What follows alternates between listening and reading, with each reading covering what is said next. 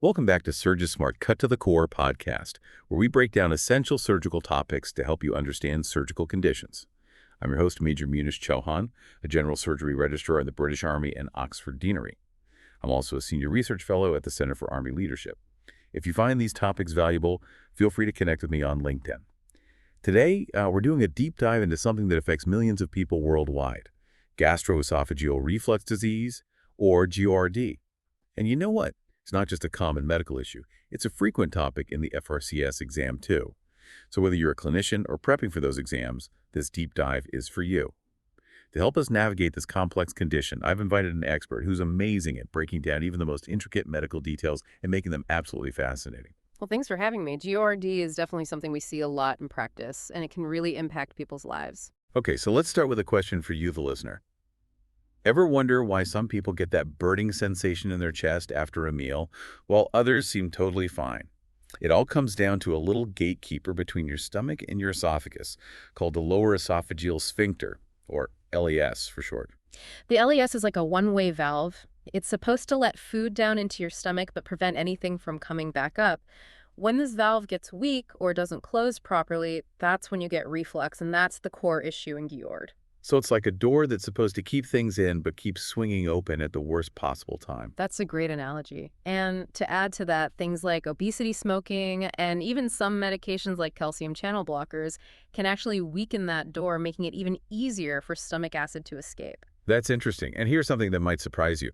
Even lying down right after a meal can make things worse because it changes the pressure on that LES. That's right. And another anatomical factor that comes into play is a hiatal hernia.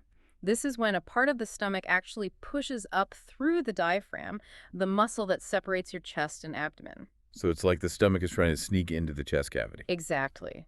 And when that happens, it can disrupt the LES even further, making reflux even more likely.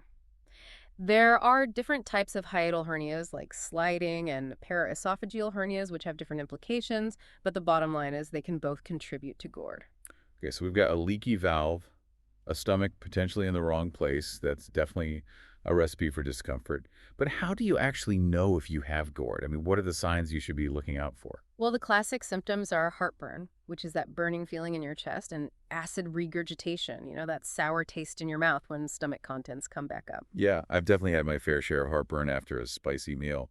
But what's fascinating is that GORD can be a bit of a sneaky culprit.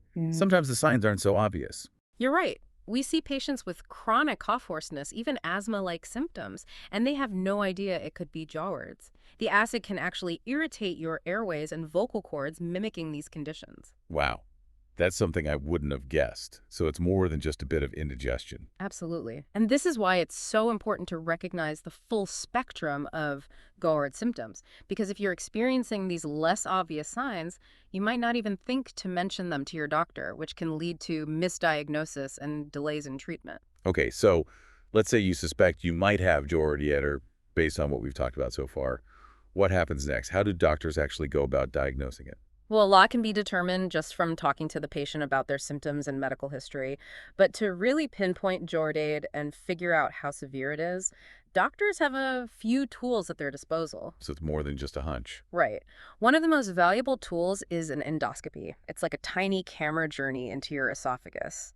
The doctor can see if there's any damage from the acid, like esophagitis, or even a precancerous condition called Barrett's esophagus. So it's not just about confirming GORD, but also looking for any potential long-term consequences. Exactly. Then there's pH monitoring. This is like a 24-hour acidity diary for your esophagus. A sensor tracks the acid levels to confirm if reflux is actually happening and how often. I can see how that would be helpful in getting a clear picture. And finally, there's manometry. This test measures the pressure and movement in your esophagus, which helps evaluate how well the LES is functioning. It's especially important for patients considering surgery. So these tests give doctors a really detailed understanding of what's going on in your esophagus and help guide the best treatment approach. Precisely, because as we've seen, GORD can be more complex than it seems on the surface, and getting the right diagnosis is crucial for effective management. Now, before we move on to the different ways to manage GORD, I'm curious. Of course. What stands out to you, the listener, so far? Has anything surprised you about GORD, or is there anything you're particularly curious about? Keep those thoughts in mind as we delve into how to find relief from GORD, and more importantly, how to prevent those long-term complications. We'll pick up right here in part 2 of our deep dive. Welcome back to SurgiSmart Cut to the Core. So we've talked about what GORD is, the sneaky ways it can show up and how doctors diagnose it. But now let's get to the part you're probably most interested in. How do you actually deal with this thing? You're absolutely right. That's the key question. And the good news is there's a lot you can do to manage GORD effectively. It's not just about treating the symptoms. It's about preventing those long-term complications we mentioned earlier. Right. Things like esophagitis strictures, Yeah. Barrett's esophagus. Those are not things you want to mess around with. So how do we prevent them? Understanding why GORD happens is the first step. We touched on the LES being like a leaky valve. But what causes it to malfunction in the first place? One major culprit is something called transient LES relaxations, or TLESRs. These are basically random short bursts where the LES relaxes when it shouldn't, letting stomach acid sneak up into the esophagus. So it's like the LES is taking an unauthorized coffee break, and that's when the trouble starts. Exactly. And to make matters worse, certain things can weaken the LES, making these relaxations even more frequent. Obesity is a big one. That extra weight in the abdomen puts pressure on the stomach, which in turn pushes against the LES, making it more prone to relaxing when it shouldn't. Okay, so watching your weight is important. But what about other lifestyle factors? Does smoking affect the LES too? It definitely does. Smoking actually lowers the pressure in the LES, making it even less effective at holding back stomach acid. And certain medications like the calcium channel blockers we mentioned earlier can have a similar effect. It's amazing how interconnected everything is. Now, we also talked about hiatal hernias and how they can contribute to GORD. Can you remind us how that works? Sure. Imagine your diaphragm as a wall separating your chest from your abdomen. The esophagus passes through a small opening in this wall called the hiatus. A hiatal hernia occurs when part of the stomach pushes up through this opening and into the chest cavity. So it's like the stomach is trying to stage a jailbreak. That's one way to put it. And when this happens, it can pull the LES out of position, making it harder for it to function properly. Okay, so we've got these anatomical factors that can set the stage for GORD. But then there are those sneaky symptoms that can make it really tricky to pin down.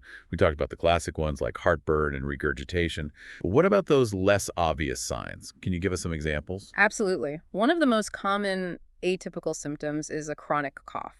It might sound surprising, but acid reflux can actually irritate the airways and trigger a cough reflex. So someone could be going to their doctor for a cough, and it turns out the root cause is actually GORD. That's exactly right. And it often goes undiagnosed because people, and sometimes even doctors, don't immediately connect the dots between a cough and reflux. That's why this deep dive is so important to arm you, the listener, with knowledge. What other atypical symptoms should we be aware of? Hoarseness or a sore throat can also be signs of GORD.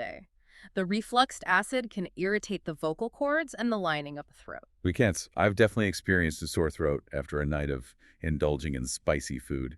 And I think you mentioned asthma-like symptoms as well. Yes, some people with GORD experience wheezing, shortness of breath, or chest tightness, which can mimic asthma. Again, this is due to the acid irritating the airways. Wow, it's really incredible how diverse the symptoms can be. It almost feels like GORD is trying to disguise itself. In a way, it is, and that's why taking a thorough history and considering GORD as a possible culprit, even when symptoms seem unrelated, is so important for clinicians. Okay, so let's say the doctor suspects GORD. We talked about the different diagnostic tools like endoscopy. Can you walk us through what actually happens during an endoscopy? Sure, an endoscopy is a procedure where a thin, flexible tube with a camera on the end is inserted through the mouth and down into the esophagus stomach, and even the first part of the small intestine called the duodenum. So it's like a little submarine exploring the digestive tract. That's a great analogy, and this camera allows the doctor to see the lining of these organs, look for any abnormalities, and even take biopsies if needed. What kinds of things would the doctor be looking for specifically in relation to GOG? One of the most common findings is esophagitis, which is inflammation of the esophagus caused by repeated exposure to stomach acid. The lining might look red swollen and even have erosions or ulcers. That sounds pretty uncomfortable. It can be. And in severe cases, it can lead to scarring and narrowing of the esophagus, making it difficult to swallow. That's serious stuff. Yeah. What about Barrett's esophagus? Can that be detected during an endoscopy as well? Yes, it can.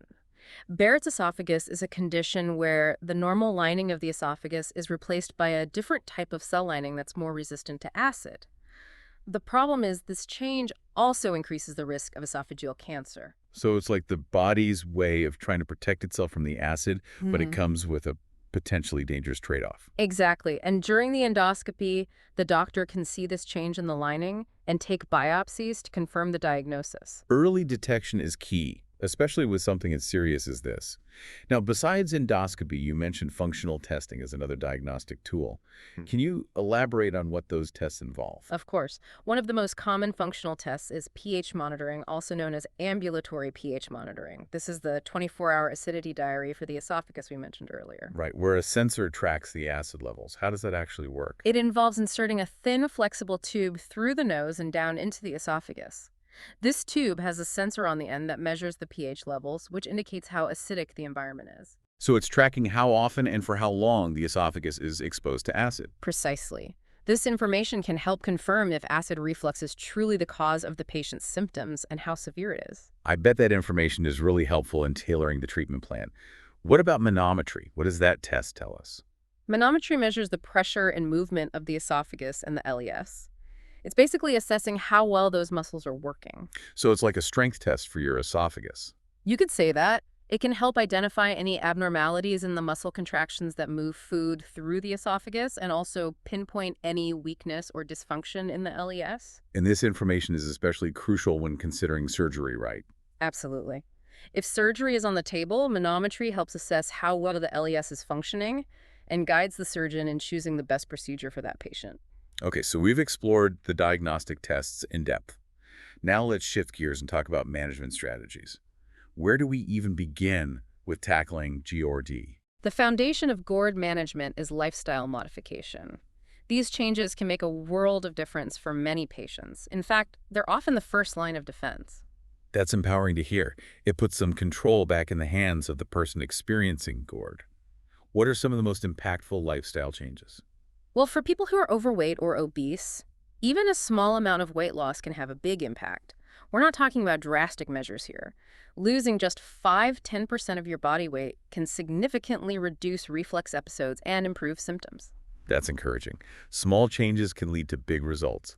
What about diet? Are there specific foods that people with GORD should be avoiding? There are certain foods and drinks that are known to trigger or worsen reflux. Like what? Give us the rundown of the usual suspects. Common culprits include spicy foods, fatty foods, chocolate citrus fruits, tomatoes, onions, garlic, caffeine, alcohol, and carbonated beverages. That's quite a list. It seems like everything delicious is on there. It can be tough to eliminate all those things, but it's often a process of trial and error. Keeping a food diary can be really helpful in identifying your personal triggers. Pay attention to what you eat and how you feel afterward. That's a great tip. It turns you into a food detective for your own body. Now, what about meal timing? Does when you eat play a role in GORD? Absolutely. Eating large meals, especially close to bedtime, can increase the risk of reflux. So grazing throughout the day is better than having a few big meals. Exactly. Aim for smaller, more frequent meals. And it's generally recommended to avoid eating at least 2 to 3 hours before lying down. That makes sense. Give your stomach time to digest before you hit the pillow. Now, besides diet and weight loss, are there any other lifestyle tweaks that can help? You bet. Elevating the head of the bed while sleeping can help prevent nighttime reflux. How does that work? Does it involve stacking pillows? It can. You want to aim for about 6–8 inches of elevation. The idea is that gravity helps keep stomach acid down in the stomach where it belongs. So use the power of gravity to your advantage. And I've also heard that quitting smoking is crucial for managing GORD.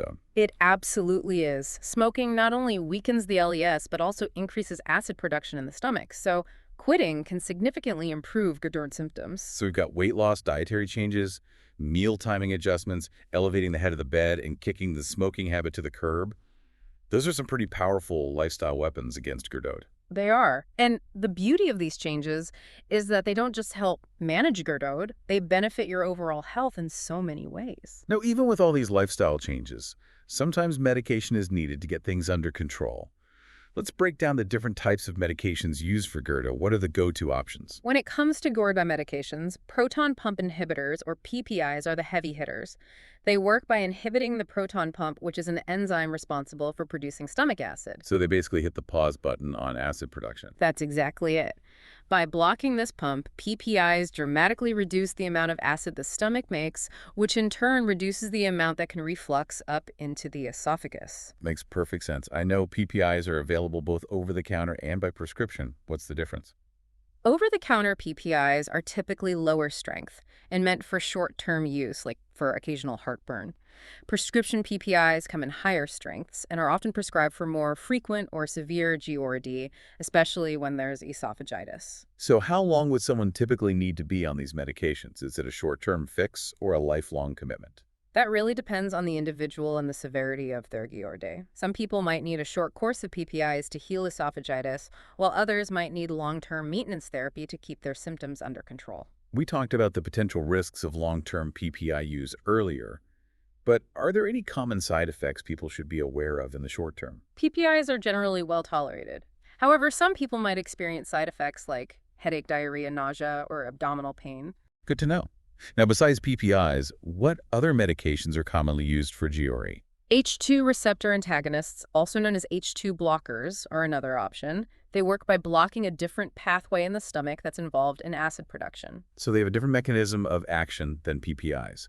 How do they compare in terms of effectiveness? They're not as potent as PPIs, but they can be effective for milder cases of GOR or for occasional heartburn relief. So they might be a good stepping stone for someone who doesn't need the heavy-duty acid suppression of PPIs. Exactly. And they also have a lower risk of long-term side effects compared to PPIs. Interesting. What are some common H2 blockers that people might recognize? Some well-known ones include ranitidine, famotidine, and cimetidine. You might have seen these advertised on TV. I think I have. So we've got PPIs for powerful acid suppression, H2 blockers for milder cases or occasional relief. Are there any other medications in the GORD arsenal? We do have one more weapon, antacids. They work by neutralizing stomach acid that's already been produced, providing quick relief from heartburn. So they're like the first responders for when heartburn strikes. That's a good way to put it. They're great for immediate relief, but don't prevent acid production, so they're not a long-term solution. Makes sense. What are some common antacids that people might have in their medicine cabinet? Some popular ones include Tums Rolaids and Maalox. They're readily available over the counter. Okay, so we've got a good range of medication options for DRDs, but we also talked about the challenge of patients who don't respond to standard PPI therapy.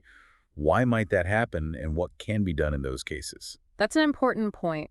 Not everyone with GORD symptoms will find relief from PPIs. There are a few possible reasons for this. For example, Sometimes the problem isn't actually acid reflux. It could be something called non-acid reflux. so what's coming up isn't stomach acid. Right. The refluxate might contain bile or digestive enzymes, which can still irritate the esophagus, causing symptoms similar to GORD.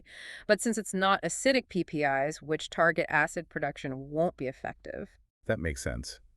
It's like trying to put out a fire with water when it's actually an electrical fire. What else could be going on? Another possibility is functional heartburn. What is that? It's a type of chest pain that feels like heartburn, but isn't actually caused by acid reflux. So it's a misinterpretation of pain signals? Exactly. And in these cases, PPIs won't provide relief because they're not addressing the root cause of the pain. That's why getting the right diagnosis is so crucial. So how do you manage these tricky cases where PPIs aren't the answer? It requires a more thorough evaluation to pinpoint the real culprit behind the symptoms. What kind of evaluation are we talking about? Doctors might use additional tests like pH monitoring, which we discussed earlier, or impedance monitoring. Impedance monitoring can detect both acid and non-acid reflux. So you need a more specific test to get to the bottom of it. Exactly. And once the true cause is identified, the treatment can be tailored accordingly. That makes sense. Now, for those cases where lifestyle changes and medications aren't enough to control GORE, surgery becomes an option. You're right. Surgery is typically reserved for patients with severe or complicated GORD that doesn't respond to other treatments or for those who can't tolerate long-term medication. What are the main surgical procedures used for GORD? The most common one and the gold standard for many years is called Nissen fundoplication. Can you break down how that procedure works? It involves wrapping the upper part of the stomach, called the fundus, around the lower esophagus. So it's like giving the LES a helping hand, right? Exactly. This wrap creates a much tighter seal at the junction between the esophagus and stomach, making it much more difficult for acid to reflux. Like adding an extra layer of security to that leaky valve. Mm. Is the Nissen fundoplication always done the same way, or are there variations? There are actually different types of fundoplication procedures, but the Nissen is the most common. What are some of the other types? Another option is the Toupette fundoplication. It's a partial fundoplication where only a portion of the stomach is wrapped around the esophagus. What's the advantage of doing a partial wrap instead of a full wrap like the Nissen? The toupee is thought to have a lower risk of certain side effects, like gas bloat syndrome, which can happen after a Nissen. Gas bloat syndrome. That doesn't sound pleasant. What is that exactly? It's a condition where people have difficulty burping or expelling gas after surgery. The full wrap of the stomach around the esophagus can sometimes interfere with that normal process. I can see how that would be uncomfortable. Hmm. So the toupee aims to minimize that risk by doing a partial wrap. Precisely. It allows some gas to escape more easily. Interesting. Now, are there any other surgical options besides fundoplication? There is a newer procedure that's gained popularity in recent years called ILINX surgery. That's the one with the magnetic beads, right? Can you remind us how that works? Exactly. The LANX device is a small, flexible band made of titanium beads, and each bead has a magnet inside. So how does that little band of magnets prevent reflux? The magnetic attraction between the beads helps keep the LES closed, acting like a barrier against reflux. But the cool thing is, when you swallow, the force of the food passing through overcomes the magnetic force, allowing the beads to separate so food and liquids can enter the stomach. It's like a smart doorway that knows when to open and close. What are the benefits of the LINX device compared to fundoplication? One big advantage is that the LINX procedure is less invasive than fundoplication. It's done laparoscopically, meaning smaller incisions and faster recovery time. That's always a plus. And I imagine there's less risk of gas bloat syndrome with LINX since it doesn't involve wrapping the stomach. You're absolutely right. The LINX device doesn't interfere with the normal passage of gas, so patients can still burp and experience less bloating. That's a big win. Now, what about the long-term success rates of these surgical procedures? How effective are they at controlling GORD in the long run? Both Nissen fundoplication and LINX surgery have very good track records when it comes to symptom control. Studies have shown that the majority of patients experience significant improvement in their symptoms after surgery. That's encouraging. Yeah. But no surgery is without risks. What are some potential complications people should be aware of? As with any surgery, there are potential risks, but thankfully complications are relatively rare with both Nissen fundoplication and LINX surgery. That's good to hear. Can you give us some examples of what those complications might be? Sure. Some potential complications include infection, bleeding, difficulty swallowing, and as we discussed earlier, gas bloat syndrome, which is more common with Nissen fundoplication. With LINX surgery, there's a slight risk of the implanted device slipping or eroding over time. So the risks are there, but they're not common, and most people do well with these procedures. That's reassuring to know. Absolutely. It's always important to weigh the potential benefits against the risks with any procedure. Okay, before we wrap up this part of our deep dive, I want to circle back to something we touched upon earlier. The long-term use of PPIs and those potential risks that have been in the news. It's a topic that deserves more attention. You're absolutely right. It's something we as clinicians are very mindful of. We want to provide effective relief for our patients, but we also want to be aware of any potential long-term risks associated with medications like PPIs. So can you give us a rundown of what those potential risks are? Of course.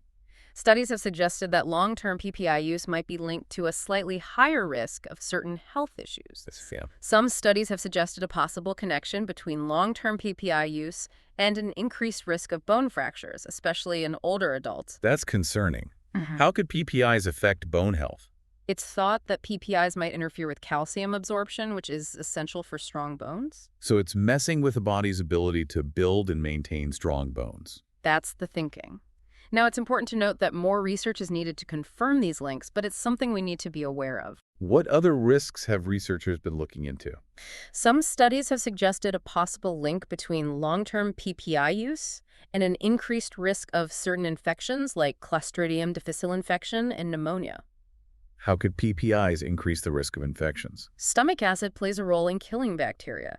By reducing stomach acid with PPIs, it's thought that it might make it easier for certain bacteria to thrive. So it's altering the natural defenses of the stomach. That's one theory. And there's also been some research suggesting a potential link between long-term PPI use and vitamin B12 deficiency.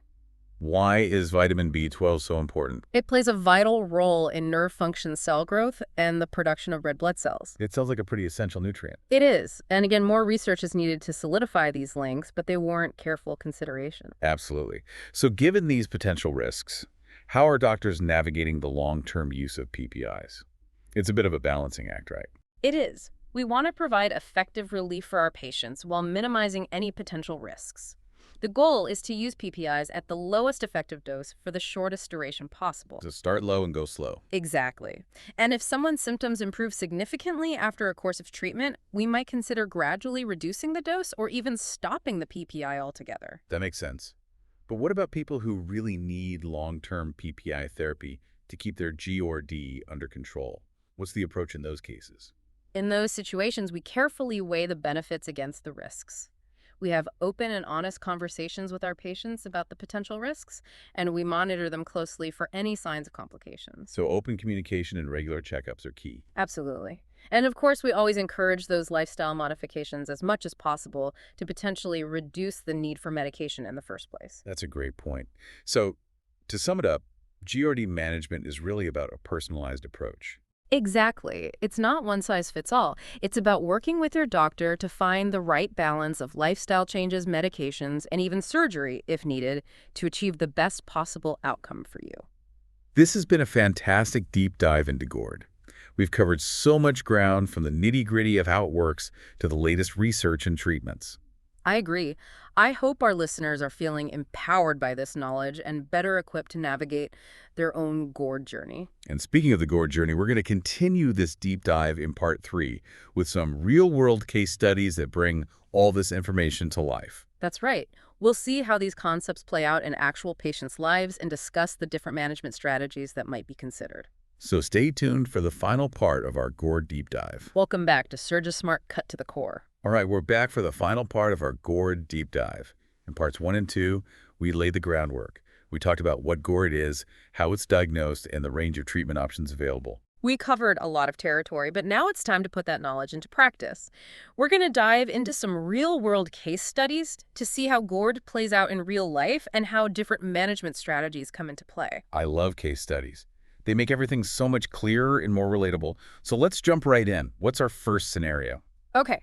Let's imagine a 45-year-old woman who comes in complaining of classic GORD symptoms, heartburn, and acid regurgitation. She's been dealing with this for several months now, and it's especially bad after meals and at night.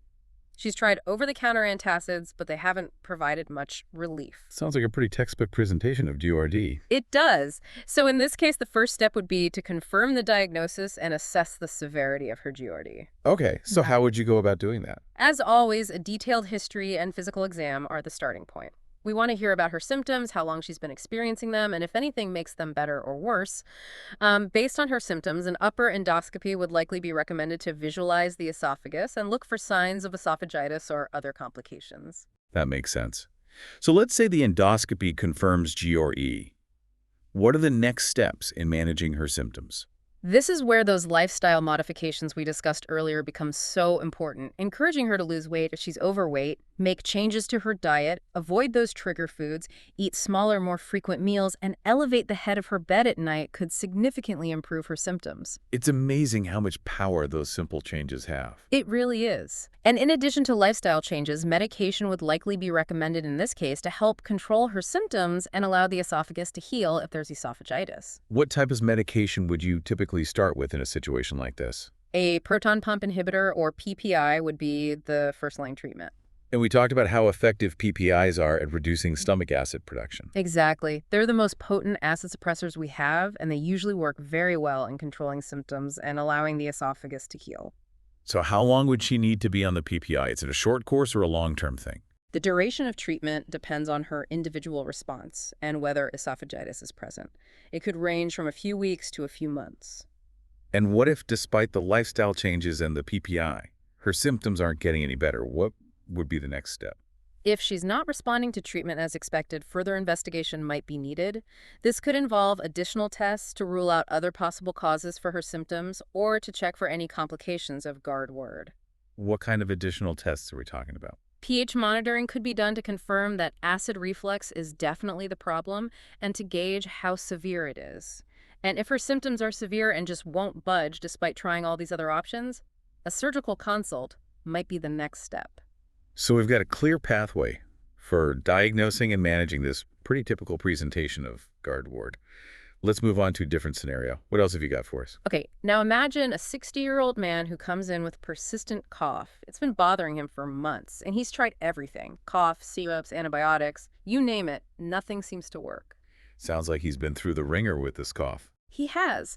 And this case highlights why it's so important to think outside the box to consider GORD as a possible cause for a chronic cough, even when heartburn isn't a major symptom. It's one of those sneaky presentations we talked about where Gordy is kind of hiding in plain sight. Exactly. In a case like this, getting a thorough history is super important.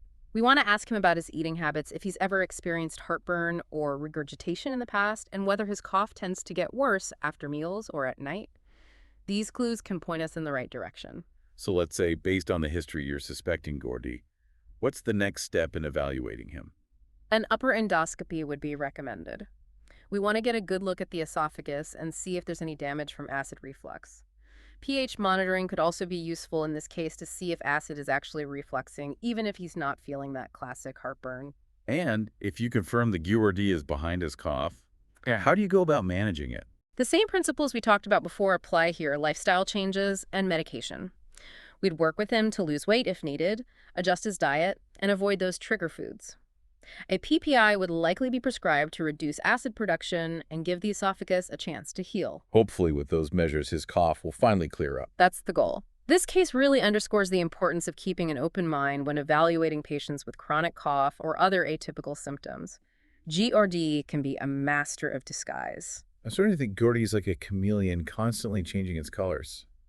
Okay, let's move on to one final case study. All right, for our last case, let's picture a 55-year-old woman with a long history of GORD. She's been relying on PPIs for years to manage her symptoms, but now she's starting to experience side effects from the medication. This brings us back to that issue of long-term PPI use and the potential risks we discussed earlier. Exactly. And in this situation, it's about carefully weighing the benefits of TPIs against those potential risks and exploring what other options might be available. So what are some possible approaches in a case like this? One option would be to see if we can lower her PPI dose. The goal is to find the lowest effective dose that still provides adequate symptom control. So it's about finding that sweet spot between controlling her symptoms and minimizing the risk of side effects. Precisely. Another option could be switching her to an H2 blocker, which generally has a lower risk of long-term side effects. And we talked about how H2 blockers are a good option for people who don't need that really strong acid suppression of PPIs. Right. And of course, continuing to emphasize those lifestyle changes is always crucial. If she can maintain a healthy weight, avoid her trigger foods, and make those other healthy choices, she might be able to reduce her reliance on medication altogether. That's the best case scenario. Now, what if her symptoms aren't well controlled with these more conservative approaches? What other options are on the table? If she's tried all those options and is still really struggling with her GORD, then it might be time to consider a surgical consultation. So surgery could be a more permanent solution for her. It could. Procedures like Nissen fundoplication or LINX surgery could be options. But any decision about surgery is a big one and should be made carefully after a thorough evaluation and a frank discussion about the risks and benefits. I think that's a good note to end on. GORD management isn't about a one-size-fits-all approach. It's about individualized care. Absolutely. It's about finding the right strategy for each individual patient, considering their specific situation, symptoms, and preferences. These case studies have been incredibly helpful in bringing all this information to life. It's fascinating to see how GORD can present in so many different ways and how the management approach really needs to be tailored to each person. I agree, and I think it's empowering for people to understand their options and feel more involved in their healthcare decisions. Before we wrap up completely, I'm curious, are there any new developments on the horizon when it comes to GORD treatment? There's always exciting research happening in the GORD world. Scientists are constantly searching for new and better ways to manage this condition. One area of active research is looking for new medications that target different pathways involved in acid production, or that could actually help the LES function better. So potentially even more targeted and effective medications in the future. That's the hope. There's also a lot of research looking at new endoscopic techniques for treating GORD. Can you give us some examples? Sure. One promising technique uses radiofrequency energy to create a tighter seal at the LES. Another involves injecting bulking agents into the LES to strengthen it.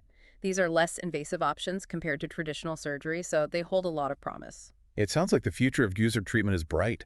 It really is. We're constantly learning more about this complex condition and developing new and innovative ways to manage it. Well, this has been an incredible deep dive into GORD. We've explored everything from the basics to the latest advancements, and I hope our listeners are walking away feeling informed and empowered. Me too. Remember, knowledge is power. The more you understand about GORD, the better equipped you are to manage it effectively and live a full and healthy life. If you're struggling with GORD, know that you're not alone, and there are effective treatments available to help you find relief. Don't hesitate to reach out to your doctor to discuss your symptoms and explore your options. And remember, keep learning, keep asking questions, and keep advocating for your health. Thank you so much for joining us on this GORD deep dive. We hope you found it helpful and informative. Until next time, stay curious and take care.